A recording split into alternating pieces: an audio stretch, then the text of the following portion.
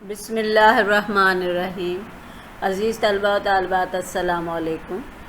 میں لیکچرر پروین عابد آپ سے مخاطب ہوں اور امید کرتی ہوں کہ آپ سب اللہ کے فضل و کرم سے بخیر و عافیت ہوں گے اور طلب علم کے جذبے سے سرشار اصول علم کے لیے کمر بستہ۔ ہمارا آج کا لیکچر جماعت 12ویں کی اردو لازمی کے حصہ نظم سے جواب شکوہ کا دوسرا حصہ ہے جو 5ویں بند سے شروع ہوگا۔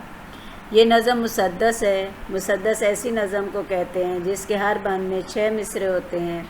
پہلے 4 مصرے جدا قافیہ اور ردیف پر مشتمل جبکہ اگلے 2 مصرے الگ قافیہ اور ردیف پر مشتمل ہوتے ہیں۔ اشعار کی تشریح۔ بند نمبر 5 ملاحظہ فرمائیے۔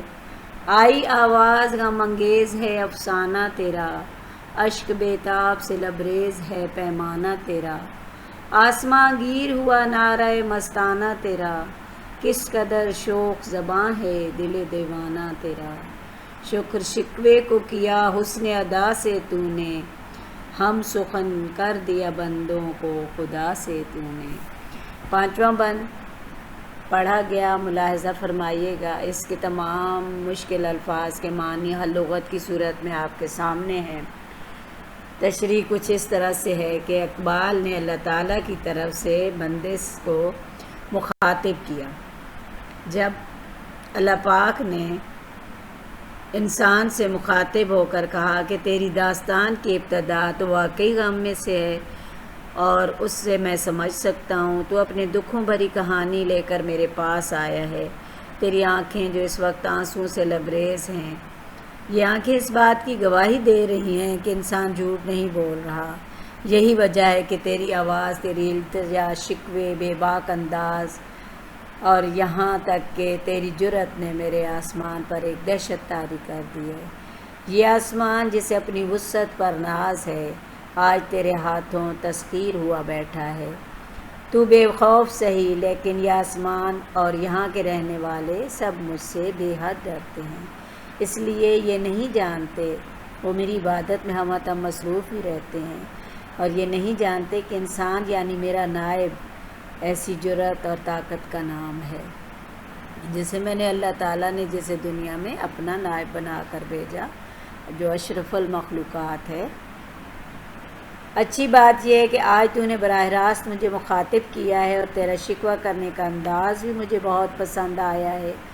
آج میں خوش ہوں کہ انسان اور اس کا خالق آمنے سامنے گفتگو کرنے والے ہیں۔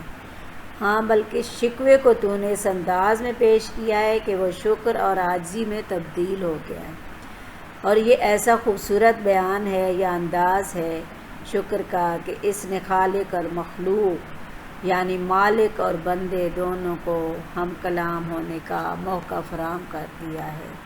بہت خوبصورت بند اور تشریح بھی آپ نے ملاحظہ فرمائی۔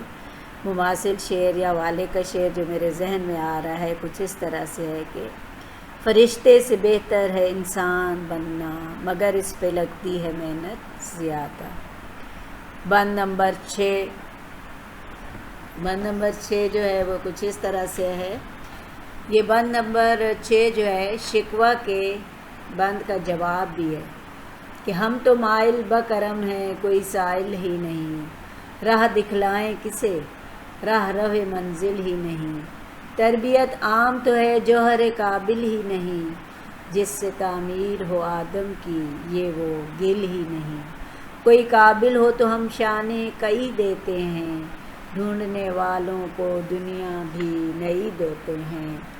بہت خوبصورت چھٹا شعر، اور چھٹے شعر کے الفاظ دیکھیں کتنے پیارے، اور ان کا تمام الفاظ کی لغت آپ کے سامنے ہے۔ یہاں پر انسان کا شکوہ سن کر اس بند میں، اس چھٹے بند میں انسان کا شکوہ سن کر اللہ تعالیٰ نے جواب دیا کہ میں تو تیار ہوں ہر وقت مہربانی کرنے کے لیے، ہمہ تن ہر انسان کو اس کی مرضی کے مطابق، اس کی خواہش کے مطابق ہر ایک چیز دینے کے لیے، یا ہر سائل کو جو بھی میرے پاس سائل سوالی بن کے آتا ہے میں اس کو سب کچھ دینے کے لیے تیار ہوں۔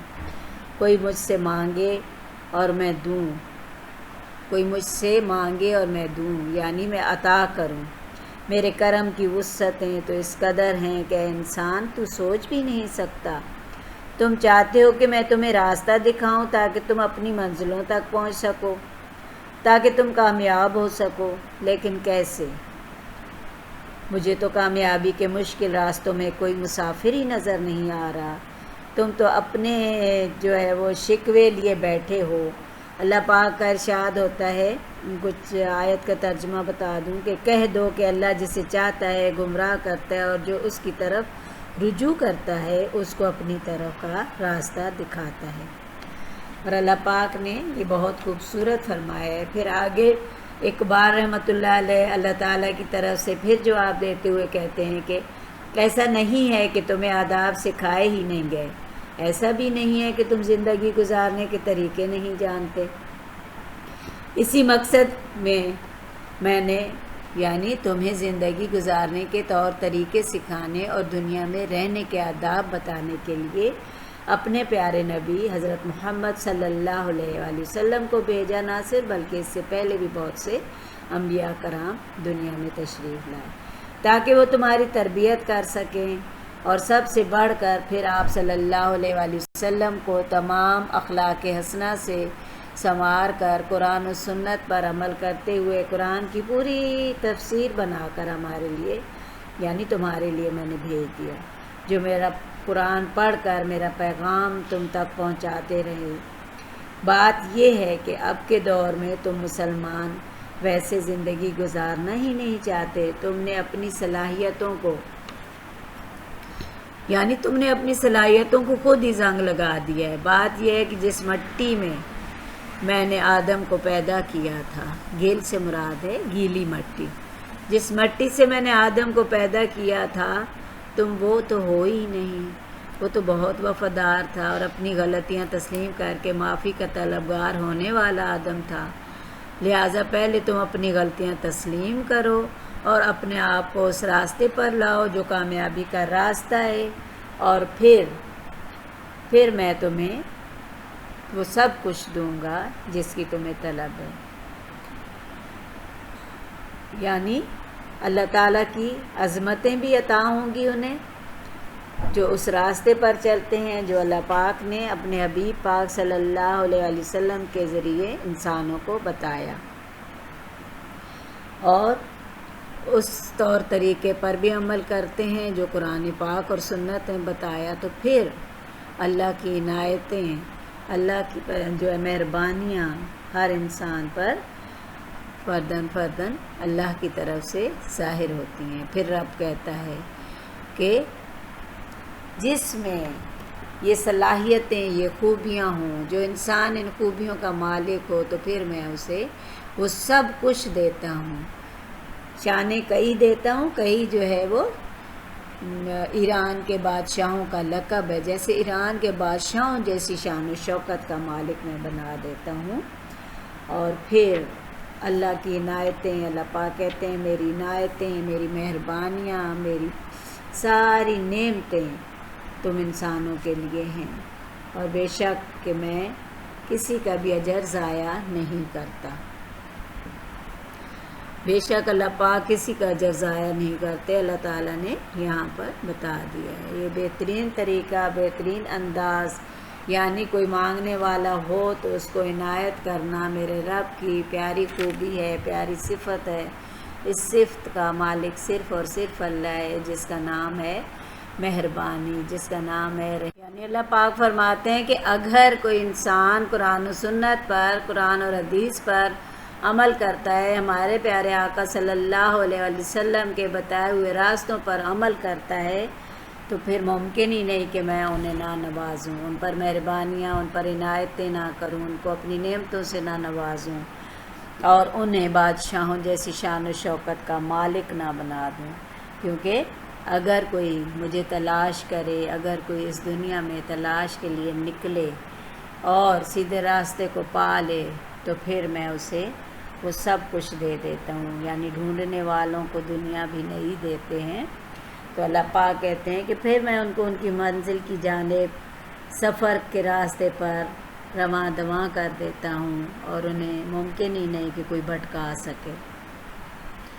بقول شاعر کے گنوا دی ہم نے جو اسلاف سے میراث پائی تھی، ثریا نے زمیں پر آسماں سے ہم کو دے مارا۔ واقعی بہترین انداز، بہترین شعر، مماثل شعر حوالے کا شعر۔ بند نمبر 6۔ ہم تو مائل بکرم ہیں، کوئی سائل ہی نہیں، راہ دکھلائیں کسے، راہ رو منزل ہی نہیں۔ تربیت عام تو ہے جوہر قابل ہی نہیں، جس سے تعمیر ہو آدم کی یہ وہ گل ہی نہیں۔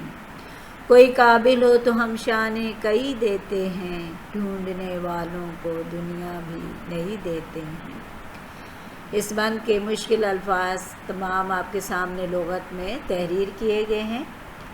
بند نمبر 6 کی تشریح کچھ اس طرح سے ہے۔ ڈاکٹر اقبال رحمۃ اللہ علیہ کہتے ہیں کہ انسان کا شکوہ سن کر اللہ تعالیٰ نے جواب دیا کہ میں تو تیار ہوں، ہمہ تم گوش ہوں، ہر وقت مہربانی کرنے کے لیے، عنایتیں کرنے کے لیے، اپنی رحمتیں کرنے کے لیے۔ کوئی سائل آئے تو صحیح میرے دروازے پر، میں تو ہمہ تم اس طرف کرم اور مہربانی کرنے کے لیے اس طرف راغب ہوں، مہربانی کی طرف ہر وقت راغب ہوں۔ کوئی سوالی میرے در پر آئے تو صحیح، میرے کرم کی وسعتیں تو اس قدر ہیں کہ انسان تو سوچ بھی نہیں سکتا۔ تم چاہتے ہو کہ میں تمہیں راستہ دکھاؤں تاکہ تم اپنی منزلوں تک پہنچ سکو، تاکہ تم کامیاب ہو سکو، لیکن یہ کیسے؟ مجھے تو کامیابی کے مشکل راستوں میں کوئی مسافر ہی نظر نہیں آ رہا، تم تو اپنے شکوے لیے بیٹھے ہو۔ اللہ پاک کا ارشاد ہے، اللہ تعالیٰ ارشاد فرماتے ہیں کہ کہہ دو، اللہ جسے چاہتا ہے گمراہ کرتا ہے، اور جو اس کی طرف رجوع کرتا ہے اس کو اپنی طرف کا راستہ دکھاتا ہے۔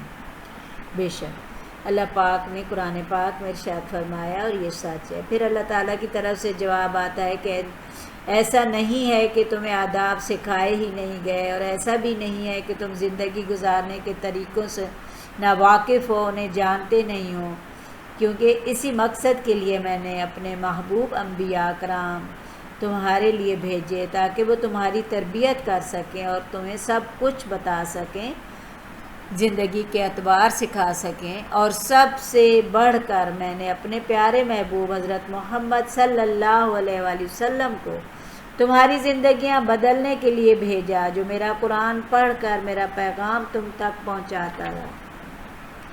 بات یہ ہے کہ اب کے دور میں تم مسلمان ویسے رہے ہی نہیں، نہ ویسی زندگی گزارنا چاہتے ہو، اور نہ ہی تم میں وہ صلاحیتیں ہیں، کیونکہ تم نے اپنی صلاحیتوں کو خود ہی زنگ لگا دیا ہے، خود ہی انہیں تباہ و برباد کر دیا ہے اپنی سستی اور کاہلی کے بنا پر۔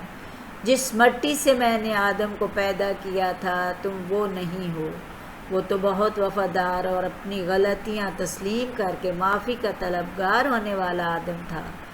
لہٰذا پہلے تم اپنی غلطیاں تسلیم کرو اور اپنے آپ کو اس راستے پر لاؤ جو کامیابی کا راستہ ہے، اور پھر یوں دیکھو کہ تمہاری زندگیاں کامیابی کے سفر میں کیسے گزرتی ہیں، اور ہم انہیں وہی عظمتیں عطا کریں گے جیسے ہم نے ایران کے قدیم خاندان کے بادشاہوں کو دی۔ کئی بادشاہ ایران کے جو تھے ان کا لقب تھا، تو کیسے مراد بادشاہوں کا، ایران کے بادشاہوں کا لقب ہی ہے۔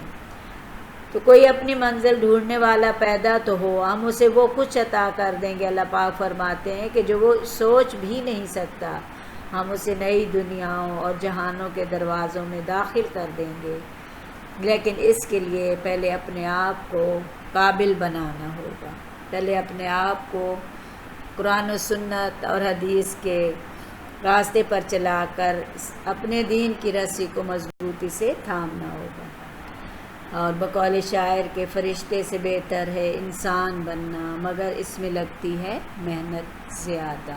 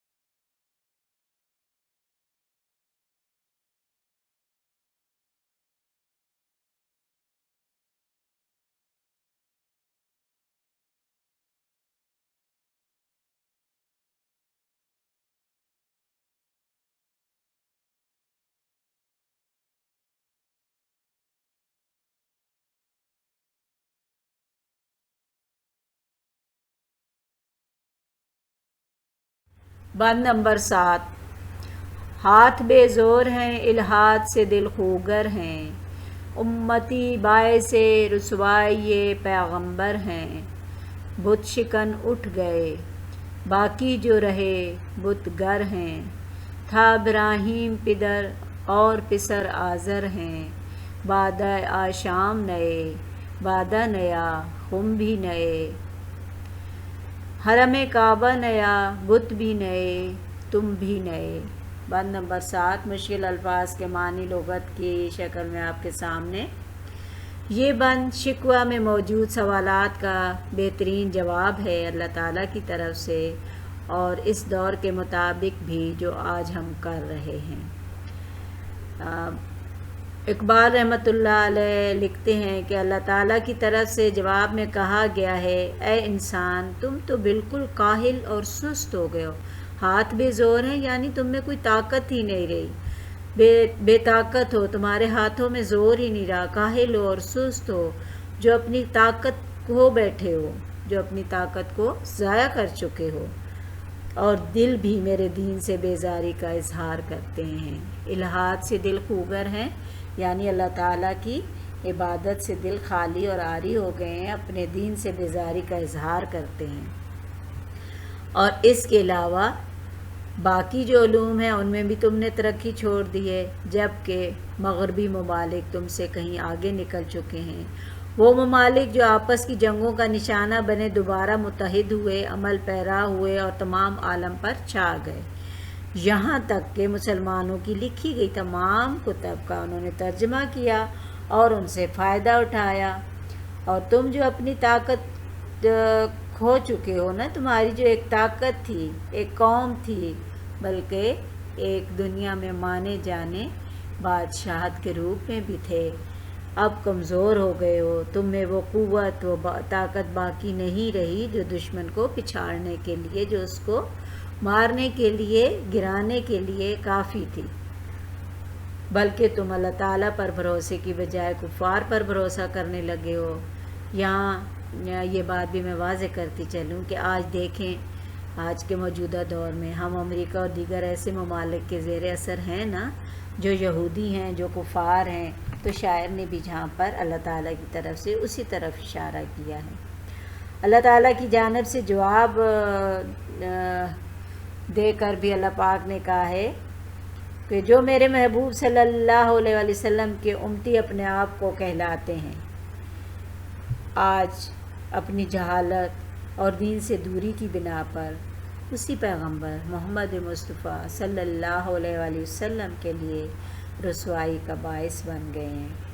یہ بات تو منافقت کی نشانی ہے، جو امتی ہوگا وہ اپنے پیغمبر کی ہر سنت کو اپنائے گا، مگر تم مسلمان اپنے نبی صلی اللہ علیہ وآلہ وسلم کی سنت سے بالکل ہی ہٹ گئے ہو، اور تعلیمات پر عمل جو ہے وہ نہ کرنے کی بنا پر اپنے نبی صلی اللہ علیہ وآلہ وسلم کی ذات پاک کے لیے ایک رسوائی کا باعث بن گئے ہو۔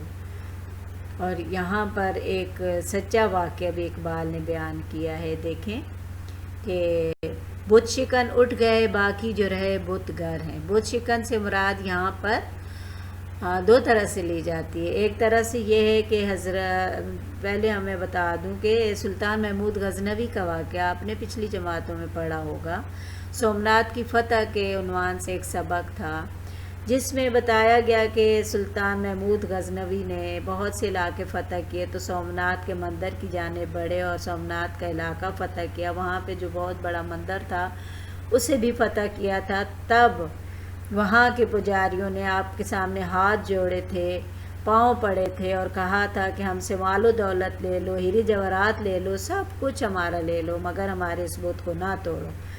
تو آپ نے کہا تھا کہ میں بت فروش کہلانے سے بہتر بت شکن بننا اپنے آپ کو بہتر سمجھتا ہوں، یعنی بت فروش سے بہتر بت شکن، بت بیچنے والے سے بت توڑنے والا۔ اور دوسرا واقعہ یہ ہے کہ پیغمبر حضرت ابراہیم علیہ السلام، جن کے والد کا نام آزر تھا، جو بت بناتے تھے، جب آپ کو اللہ نے اپنا پیغمبر چنا تو آپ نے دعوت دی انہیں اسلام کی، اور جو ہے وہ ارشاد باری تعالیٰ بھی ہے نا کہ میرے مہربان باپ، کسی آیت کا ترجمہ ہے کہ میرے مہربان باپ آپ دیکھیے میرے پاس علم آیا ہے جو آپ کے پاس نہیں آیا، تو آپ میری بات مانیں، سیدھی راہ کی جانب آپ کی رہنمائی کروں گا میں۔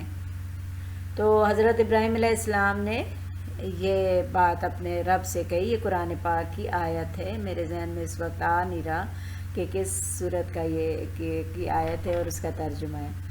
تو حضرت ابراہیم علیہ السلام نے اپنے والد کو جو ہے وہ دعوت اسلام دی، لیکن چونکہ وہ بت بناتے تھے، ان کی پوجا کرتے تھے، ان کا نام آزر تھا۔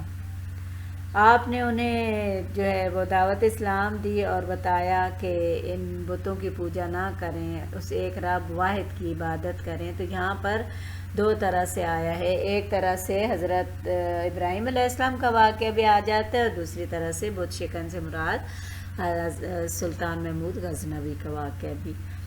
تو اس طرح سے دیکھیں گے، لیکن اب اقبال اللہ تعالیٰ کی طرف سے فرماتے ہیں کہ اب ایسا نہیں ہے، اب صورتحال یہ ہے، اب صورتحال بگڑ گئی ہے، اور آج کے دور میں جو ہے وہ باپ ابراہیم ہے اور بیٹا جو ہے وہ آزر بنا بیٹھا ہے، یعنی والد جو ہے وہ تمام صفات کا مالک تو ہے، پر بیٹے جو ہیں وہ بت شکن نہیں بلکہ بت فروش بن گئے ہیں۔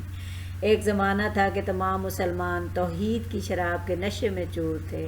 یہاں پر ہے نا کہ بادہ شام نہے، بادہ نیا خم بھی نہے، یعنی کہ اب جو ہے مسلمانوں کے شراب پینے والے بھی نئے ہیں، شراب کا مٹکا بھی ان کا دوسرا ہے، اور یہ تمام جو ان کے انداز ہیں وہ سارے نئے ہیں۔ شراب سے مراد یہاں پر ایک تو صوفیانہ انداز بھی ہے اور دوسرا توحید بھی ہے اللہ تعالیٰ کی توحید کے شراب کے نشے سے نکل کر انسان دنیاوی کاموں میں گم ہو گیا ہے۔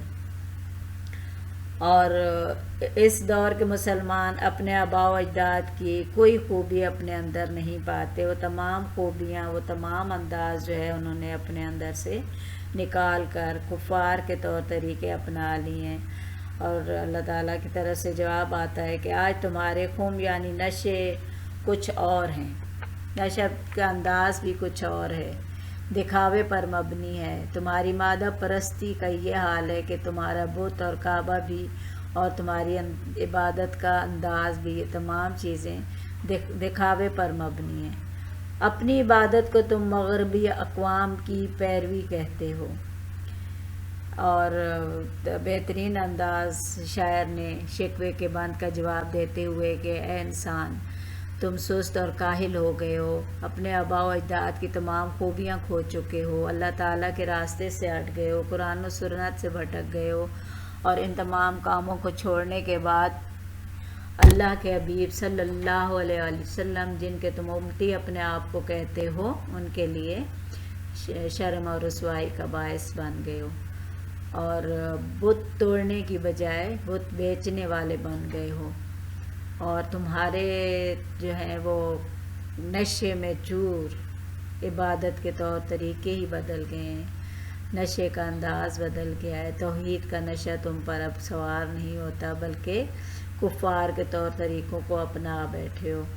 تو یہاں پر شاعر نے انسان کو اس کا اصلی چہرہ دکھاتے ہوئے اللہ کی طرف سے جواب دیا ہے اس کے شکوے کا، اور بقول شاعر کے گنوا دی ہم نے جو اسلاف سے میراث پائی تھی، ثریا سے زمین پر آسمان نے ہم کو دے مارا، حوالے کا یہ شعر۔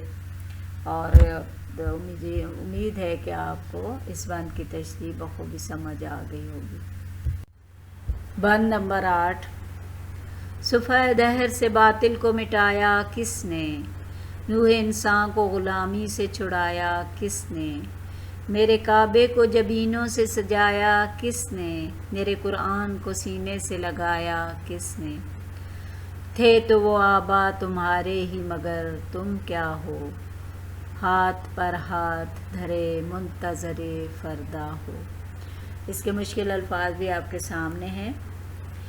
اس بند میں اللہ تعالیٰ کی طرف سے شکوے کا جواب اقبال نے اس طرح دیا، یہ بھی شکوہ کا بند ہے کہ صفحہ دہر سے باطل کو مٹایا ہم نے، نور انسان کو غلامی سے چھڑایا ہم نے، تیرے کعبے کو جبینوں سے سجایا ہم نے، تیرے قرآن کو سینے سے لگایا ہم نے۔ تو اسی بند کا یہ جو ہے جواب ہے، اللہ تعالیٰ کی طرف سے اقبال نے جواب دیا، اور اقبال نے اس طرح دیا کہ دنیا سے باطل نظام یعنی کفر و باطل کا خاتمہ، مشرک قوتوں کو پامال کرنا، یہ سب کس نے کیا؟ جی ہاں، وہ بھی مسلمان تھے، لیکن کیا تم ہو؟ نہیں۔ انسانوں کو غلامی سے آزادی دلائی، ظلم و ستم کا خاتمہ کیا اور توحید کو پھیلایا، اور پھر وہ کون تھے؟ اور کیا تم نے میرے کعبے کو بتوں سے پاک کر کے سجدوں سے سجایا اور میری عبادت کے قابل بنایا؟ کیا تم یہ سمجھتے ہو کہ یہ سب کچھ تم نے کیا؟ میرے قرآن کا پیغام عام کرنے والے کون تھے؟ تم ہو؟ نہیں۔ پھر اقبال نے اللہ تعالیٰ کی طرف سے کہا کہ میں جانتا ہوں کہ یہ تمام کام عمل میں لائے گئے۔ مسلمانوں نے اپنی فتوحات کے ذریعے دنیا سے کفر کا خاتمہ کیا، انسانیت کو ظلم کی چکی میں پیسنے سے بچایا، میری عبادت کی قرآنی تعلیمات پر عمل پیرا ہوئے، مگر یہ سب کام کرنے والے تمہارے آباء و اجداد تھے۔ یہ شان و شوکت انہی کا زیور تھی جنہوں نے اپنی جانیں قربان کر کے میرے دین کی پاسداری کی۔ اب تم شکوہ کر رہے ہو کہ میں نے تم پر اپنی رحمت کے دروازے بند کر دیے ہیں۔ تم تو اتنے سست اور کاہل ہو گئے ہو کہ خود تم کچھ نہیں کر سکتے، مگر مستقبل میں کسی ایسے کرشمے کے انتظار میں ہو کہ وہ تمہارے سارے کام بنا دے۔ تم خود تو کچھ بھی نہیں کر رہے۔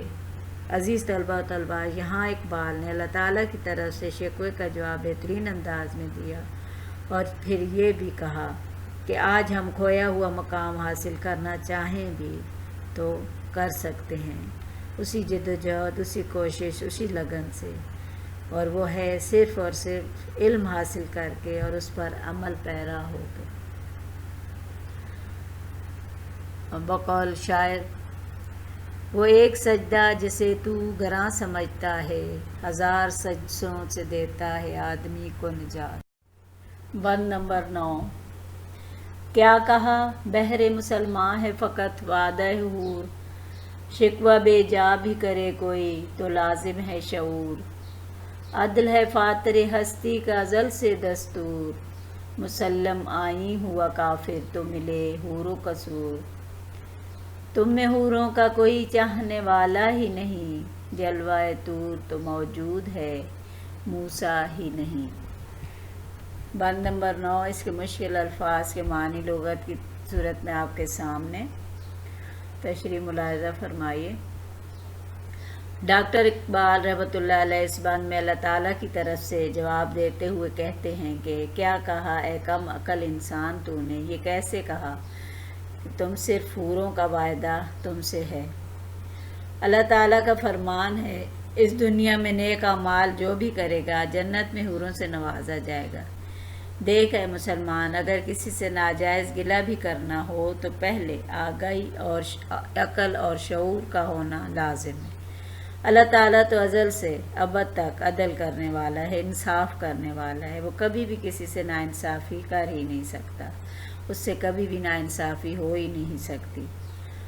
مجھے معلوم ہے کہ اس وقت کافروں پر مہربانیاں اور عنایتیں ہیں، مگر وہ سب ان کے اعمال کی بنا پر ہیں۔ یہ دور جو ان پر مہربانیوں کا ہے وہ ان کے اعمال کی وجہ سے، اعمال کے سبب سے ہے، اور تمہاری تعلیمات کو اپنا کر ہی تو انہوں نے یہ سب حاصل کیا ہے۔ دنیا میں سب کچھ انہیں ملا ان کے اعمال کی وجہ سے۔ انہوں نے اس دنیا میں خوبصورت عورتیں پائیں جو حوروں جیسی ہیں۔ اے انسان، تیرا گلہ بے جا ہے، ناجائز ہے۔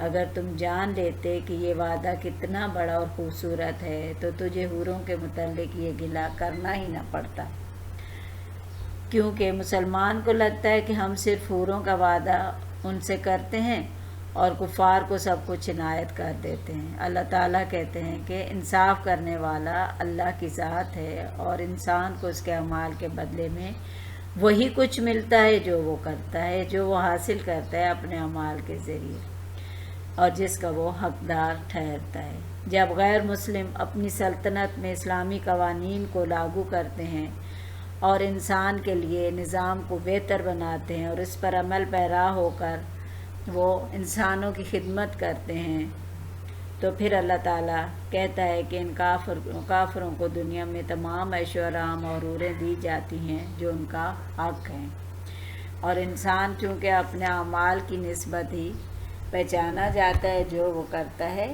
وہ اسے حاصل ہوتا ہے۔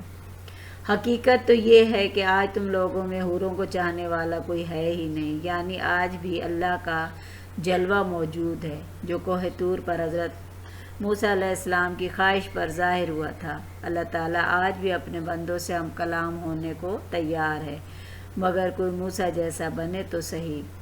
تم نے تو تمام اسلامی قوانین، آئین اور نظام کو بھلا دیا۔ آج بھی اگر تم نبی صلی اللہ علیہ وآلہ وسلم کے بتائے راستے پر عمل پیرا ہوتے ہو، توحید کو عام کرتے ہو اور اسلام اور اسلامی تعلیمات کو اپناتے ہو، تو سب عنایتیں تمہارے لیے ہیں، مگر تم نے تو اپنا طرز زندگی ہی بدل ڈالا ہے اور تمہارے دل بھی قرآن و سنت سے عاری ہو گئے ہیں۔ قرآن و سنت کو اور حدیث کو چھوڑ کر تم کفار کے طرز عمل کو اپنا چکے ہو۔ یہی وجہ ہے کہ تم پر اللہ تعالیٰ کی عنایتیں بند ہو گئی ہیں، اللہ تعالیٰ نے اپنی کرم نوازیاں تم پر کرنی چھوڑ دی ہیں۔ مماثل شعر کے حرم پاک بھی اللہ بھی قرآن بھی ایک، کچھ بڑی بات تھی ہوتے جو مسلمان بھی ایک۔